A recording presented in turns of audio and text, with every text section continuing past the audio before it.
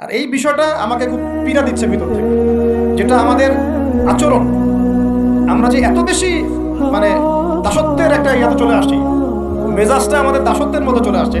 আমরা শত্রুর চোখে চোখ রেখে কথাই বলতে পারি না। শত্রুর চোখে চোখ রেখে কথা না বললে তো সে আমাকে দাম দিবে না। কই, সে তো চায়নার সাথে এসব ডিল করতে পারে না, সে তো ইভেন পাকিস্তানের সাথেও তো পারে না। পাকিস্তানে কি খুব মুসলিমদের ঐক্য আছে নাকি? না, নাই তো। ওর ইন্টারনাল অবস্থা তো আমাদের চেয়ে অনেক সময় খারাপ। কয়েকটা পারমাণবিক বোম আছে, এই কারণে তার দিকে তাকাতে পারে। স্বাধীনতার 50 বছরে কয়টা মিসাইল তৈরি করলেন? একটাও তো তৈরি করার ফিকির করলেন।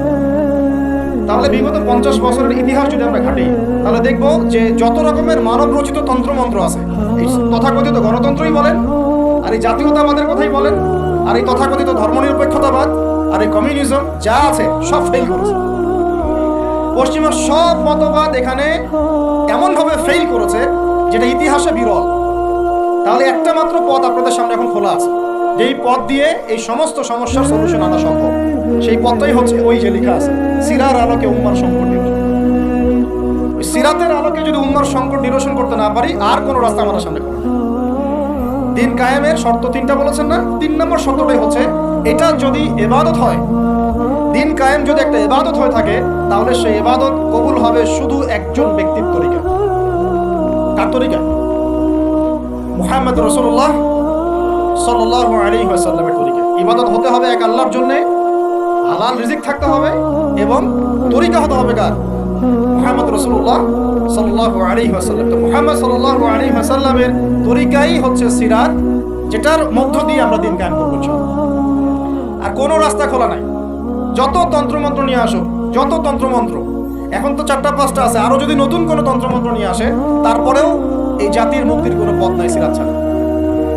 এখন আমাদেরকে আগে সিরাত পড়তে হবে ভাই, সবাইকে আগে সিরাতটা পড়তে হবে। সিরাত পড়লে পরে আপনারা বুঝতে পারবেন যে ইনশাআল্লাহ তাআলা কোন পথে আমাদেরকে হাঁটতে হবে। এখানে টপিক অনেক ডিপ দেওয়া হয়েছে, অত ডিপে গেলে আমাদের সারা রাত চলে যাবে। আমি শুধু ভাষা কয়েকটা পয়েন্ট বলতেছি, একটু মনোযোগ দেন। নবী সাল্লাল্লাহু আলাইহি ওয়াসাল্লাম যখন থেকে কাজ শুরু করেছেন, কাজ বলতে আমি দাওয়াতের কাজ বোঝাচ্ছি, তখনকার সমাজটা কিন্তু আমাদের মতো এতটাও মানে কমফোর্টেবল ছিল না। একটা অমুসলিম রাষ্ট্রে তিনি দাওয়াতের কাজ শুরু করেছেন। মক্কা কি ছিল? একটা মুসলিম রাষ্ট্র না মুসলিম রাষ্ট্র? অমুসলিম একটা রাষ্ট্রে তিনি অ্যাজ এ নবী তার দাওয়াতের কাজ শুরু করেছেন। সুবহানাল্লাহ। এবং তিনি সেই রাষ্ট্রের একজন পরিচিত ব্যক্তিত্ব, যাকে আস-সাদিক আল-আমিন বলে ডাকা হয়, যার আগেও কোনো গুনাহ নাই, পরেও কোনো গুনাহ নাই। এমন একজন ব্যক্তিত্ব তিনি, যার আগেও কোনো গুনাহ নাই, পরেও কোনো গুনাহ নাই, এবং তিনি একটা অমুসলিম রাষ্ট্রে ওহীপ্রাপ্ত হয়ে দাওয়াতের কাজ শুরু করেন। আর আমরা তো মুসলিম রাষ্ট্রে বসে আছি, আমরা তো মক্কায় নাই। আমরা কি মক্কায় আছি? আমরা তো মক্কায় নাই। যদি মক্কায় না থাকি, তাহলে এরকম নতজন পররাষ্ট্র নীতি কেন? আমরা যদি মক্কার মতো পরিবেশে না থাকি, তাহলে এত নতজন পররাষ্ট্র নীতি কেন?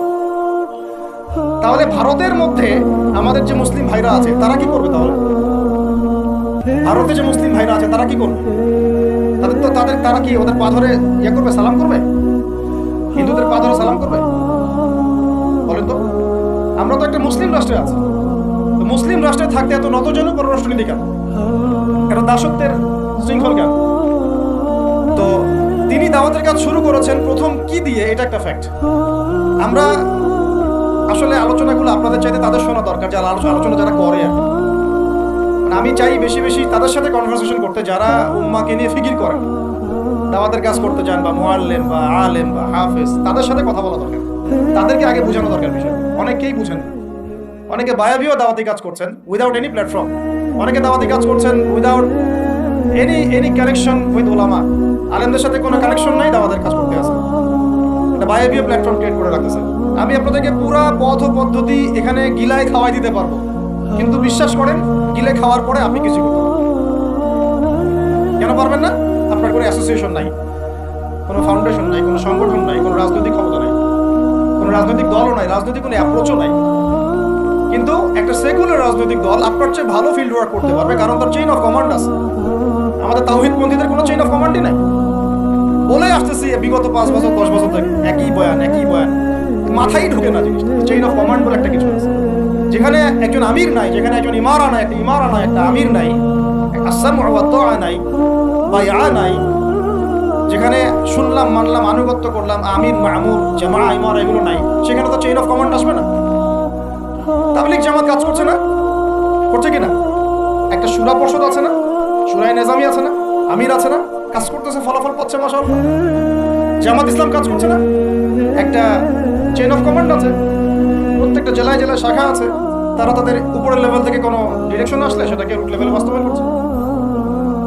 তারপরে ধরেন যে ইভেন এই যে আওয়ামী লীগ চলে গেল, তার একটা চেইন অফ কমান্ড ছিল না? ছিল কি না? উপরে যে বলতো জঙ্গি, নিজের ওই ব্যক্তি বলতো হ্যাঁ সেই জঙ্গি, এমন একটা চেইন অফ কমান্ড ওদের ছিল না? এখন বিএনপি যারা রাজনীতি করতেছে ওদের নাই? আছে। এখন আপনি বলেন যে ইসলামপন্থীদের রাজনৈতিক দল কয়টা? একটা আছে আমাদের শাসনতন্ত্র, একটা হচ্ছে হেফাজতে ইসলাম, আর কি হেফাজতে ইসলাম তো আসলে কোনো রাজনৈতিক ব্যাকগ্রাউন্ড থেকে আসে না, এটা এসেছে আপনারা তো জানেন হিস্ট্রি, কোন প্রেক্ষাপটে এটা তৈরি হয়েছে, শাপলা চত্বরে ঘটনা, তাই না? আর জামাত ইসলাম, আর কথা হচ্ছে যে আমাদের তো মানে পৃথক পৃথক প্ল্যাটফর্মগুলোর মধ্যে একটা ঐক্যবদ্ধ সমন্বয় সবার আগে দরকার, তারপরে আমাদের একটা বৃহত্তর চেইন অফ কমান্ড দরকার। তখন কি হতো যে উপর থেকে একটা কিছু ছেড়ে দিলে একদম নিচ পর্যন্ত আসতে সময় লাগে। এখন এগুলোর বাইরে আবার যারা চান যে না কোরআন এবং হাদিস, ইসলামী ইমারা, শরিয়া এগুলো বাস্তবায়ন হবে, দাওয়াতের সাথে সাথে জিহাদ থাকতে হবে, এবং আমরা কোনো গণতন্ত্র, সেকুলারিজম এইসব পশ্চিমা আদর্শে যাবো না, তারা ফেসবুকে বায়োবিও ঘুরে বেড়াচ্ছে, ফেসবুকে বায়োবিও ঘুরে বেড়াচ্ছেন, ইউটিউবে ইন্ডিভিজুয়ালি কাজ করছেন, সবার নিজস্ব স্বতন্ত্র মার্কাস, মাকতাবা ইত্যাদি ইত্যাদি, কোনো সমন্বিত প্রয়াস নেই। এইভাবে তো হবে না। এভাবে কি হবে? সর্বোচ্চ এককভাবে কিছু দাওয়াত দেওয়া যাবে। কিন্তু নবী সাল্লাল্লাহু আলাইহি ওয়াসাল্লাম ওহী প্রাপ্ত হওয়ার পরেই দাওয়াতের যে কাজ শুরু করলেন, এটাই চেইন অফ কমান্ড। সুবহানাল্লাহ। একটা জামার মধ্যে তিনি সবাইকে নিয়ে আসছেন। খেয়াল করে দেখেন, প্রথম ওহী আসলো কি সংক্রান্ত? ইকরা বিসমি রাব্বিকাল্লাযী খালাক, তাই তো? পড়ুন আপনার রবের নামে যিনি আপনাকে সৃষ্টি করেছেন। তো পড়া তিনি কি পড়তে পারতেন? তিনি তো পড়তে পারতেন না। তিনি তো বলছিলেন যে মা আনা বিকারি, আমি তো পড়তে জানি না, তারপরে তাকেই পড়তে বলা হচ্ছে। আপনি পড়ুন, কারণ এই জ্ঞানতাত্ত্বিক রেভলিউশন ব্যতীত সমাজ সংস্কার সম্ভব। এখন আমরা সমাজ সংস্কার সবাই করতে চাচ্ছি, কম বেশি সবার জায়গা থেকে, পড়াশোনা কেউ করতে চান। আল্লাহর কসম করে বলছি, যারা ইভেন দাওয়াতের কাজ করছে এইসব জায়গায় আমরা যারা দাঁড়ায় আছি না, তাদের অনেকেই ওলামায়ে কেরামের সাথে কোনো তাআল্লুকই নেই, কোনো সিলেবাস নাই, কোনো পড়াশোনা নাই, কোনো ক্রাইটেরিয়া নাই, কোনো আরবিক শেখার কোনো ফিকির নাই, কোরআন শেখার কোনো ফিকির নাই, তাফসীর শেখার কোনো ফিকির নাই। আমি দাওয়াতের কাজ করতেছি, সুবহানাল্লাহ, মানুষ আমাকে সেলিব্রিটি মনে করে, দ্যাটস অল। এভাবে হয়?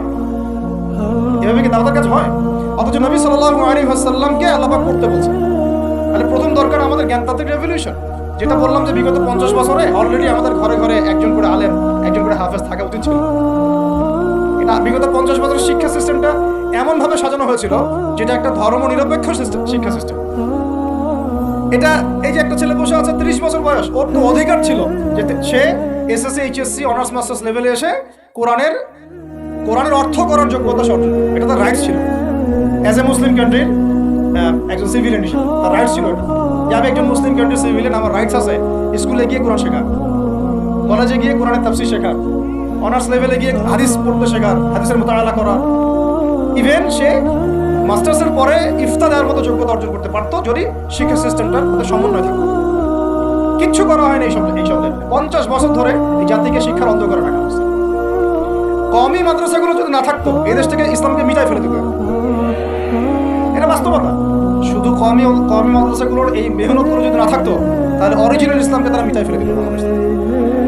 ঠিকই আছে, কিন্তু আমি ওইদিকে যাচ্ছি না, ওইটা অন্য আলোচনা। এটা আমাদের ভিতরের কথা হচ্ছে একজন জেনারেল শিক্ষিত ছেলে যে এদেশের মুসলিম নাগরিক, তার রাইটস আছে প্রাইমারি স্কুলে সে কোরআন তেলাওয়াত করা শিখতে পারে নাই। কেন পারে? পিতা মাতাও তো মাশাআল্লাহ সুবহানাল্লাহ সেই কোয়ালিটি। ছেলে 10 বছরে কিছু শিখুক না শিখুক, বাংলা ইংরেজি অঙ্ক তাকে শিখতে হবে। কোরআন হাদিস এগুলো তো কোনো বিষয় না, এগুলো কোনো বিষয় না। আপনাদের কাছে আল্লাহর কসম এগুলো দামি নাই। একদিন দুদিন ওয়াজ মাহফিলে আইসা আবেগ দেখা, কোরআন হাদিসের পরে যদি মহব্বত থাকতো, ছেলেকে তো আলেম বানাইতেন না, ছেলেকে তো আপনি একজন হাফেজ বানাইতেন কমপক্ষে। আপনি তো ছেলেকে এমন ভাবে গড়ে তুলেছেন আপনার জানাতেই পড়তে পারবেন। তো আমাদের এই স্কুল কলেজ পড়ুয়া ছেলে মেয়েদের রাইটস ছিল এগুলো শিখতে পারে নাই। অনার্সে পড়ে তার বয়স কত? 20 থেকে 25 বছর। 25 বছরে সে 25টা সূরা জানে না, 25টা সূরার নামই জানে না, 25টা সূরার নাম বলতে পারে। কোরআন বিধান কায়েম হাদিস বলতে পারেন না, 25 জন নবীর নামও বলতে পারেন। ইভেন আমাদের নবী সাল্লাল্লাহু আলাইহি ওয়াসাল্লামের সিরাতের জীবনীটা পাতলা কিতাবটাও সে কখনো জীবনে পড়ে দেয়। এই অবস্থা মাস্টার্সে বিসিএস সব জায়গায় একই চলছে। বিসিএস এর যে ভাইবা হয় সেখানে কি ইসলাম ধরা হয়? বিসিএস এর ভাইবা যখন হয় তখন তাকে কোরআন তেলাওয়াত জিজ্ঞাসা করা হয়?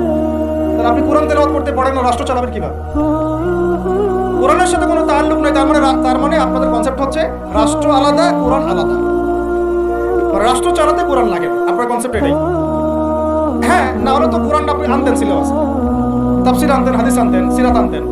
আপনার কনসেপ্ট হচ্ছে রাষ্ট্র আলাদা, কোরআন আলাদা, হাদিস আলাদা, এগুলো পড়াশোনা আলাদা, ব্যাংকিং সিস্টেম, ইকোনমিক্স আলাদা, ইসলাম আলাদা, তাই না? রাজনীতি আলাদা, ইসলাম আলাদা, তারপরে সংস্কৃতি আলাদা, ইসলাম আলাদা, শিক্ষানীতি আলাদা, ইসলাম আলাদা। এই কনসেপ্ট হচ্ছে এদেশের 90% মানুষের কনসেপ্ট। এরা সবাই শিরকের মধ্যে আছে, আল্লাহ কসম করে বলতেছে। সবাই শিরকের মধ্যে আছে, এরা সবাই ধর্মনিরপেক্ষ সেকুলার। বাদ দিয়ে আমরা যারা দাড়ি টুপিওয়ালা কিছু মানুষ আছি, আমরা একটু মৌলবাদী চিন্তা করি আর কি। আমরা চিন্তা করি যে ইসলাম ব্যক্তিগত জীবনেও থাকবে, সংস্কৃতির মধ্যেও থাকবে, শিক্ষানীতিতেও থাকতে হবে, অর্থনীতিতেও থাকতে হবে, ইভেন রাজনীতির মধ্যেও থাকতে হবে। এই কনসেপ্টটা না আসলে এখনো মুসলমান হনই নাই। এই কনসেপ্টটা না আসা মানে এখন পর্যন্ত কালিমা লা ইলাহা ইল্লাল্লাহ এটা বুঝেনি নাই, আপনি মুখে পড়েছেন, দ্যাটস অল।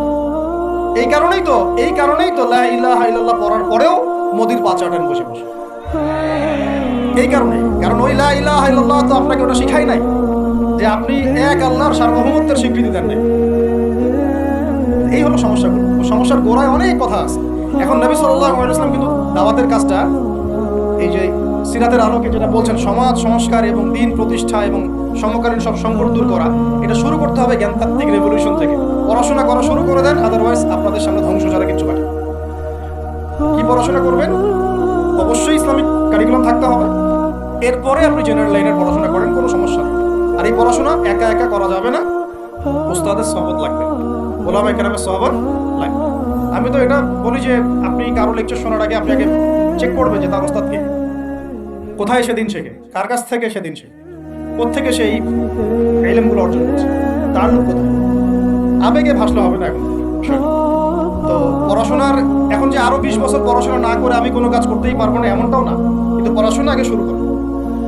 এখন আপনার কাজ পড়াশোনা শুরু করুন। ইকরা বিসমি রাব্বিকাল্লাযী খালাকের হক আদায় করা এবং ওস্তাদের সহবতে থাকা। যেমন জেনারেল লাইনে পড়েছেন 20 বছর, একা একা কি পড়েছেন না? প্রতিষ্ঠানে গিয়েছেন, ডেইলি ক্লাস করেছেন, টিচারের সহবতে ছিলেন, বেতন দিয়েছেন, মেসে থেকেছেন, তারপরে আরো কি করেছেন? বাবার জমি বিক্রি করে থেকেছেন, বাবা মায়ের জমি বিক্রি করে। সেম অন্তত পক্ষে এতটুকু যতটুকু আপনি জেনারেল লাইনের জন্য করেছেন, জেনারেল লাইনে যতটুকু করেছেন, ত্যাগ, শ্রম, মেধা খরচ, কষ্ট স্বীকার করা, এর যদি অর্ধেকও যদি দিন শিক্ষার জন্য করতে না পারেন, আপনি নিজেও মুনাফিক। আমরা নিজেরাও মুনাফিক। বেশক আমাদের মধ্যে নেফাকি আছে। সুবহানাল্লাহ, আপনি একটা ডিগ্রির জন্য একেবারে 20 বছর ঢালতে পারেন, 20 কোটি টাকা ঢালতে পারেন, বাপের জমি বিক্রি করতে পারেন, বেঁচে থাকতে পারেন, ঢাকা বিশ্ববিদ্যালয়ের সেই লাইফ লিড করতে পারেন, এক বিছানায় 2 জন থাকি, ফ্লোরের মধ্যে ফ্লোরিং করে থাকা, হাজার হাজার লাখ লাখ টাকা খরচ করা, কষ্ট করে সকালে ওঠা, রাত জাগা, পড়া, পরীক্ষা দেওয়া, অ্যাসাইনমেন্ট, কত কি। আমি তো জানি এগুলো, আপনারা তো অনেকে না জানেন, আমি তো জানি, আমরা তো ইউনিভার্সিটিতে পড়ছি। এই পরিশ্রমগুলো আপনি করছেন অনলি ফর একটা সার্টিফিকেট আর একটা চাকরির জন্য, আর এর 10% কেন 5% আপনি করতে চান না দিনী শিক্ষার জন্য। তো আমি মুনাফিক না হলে এই পৃথিবীতে আর মুনাফিক কে আছে?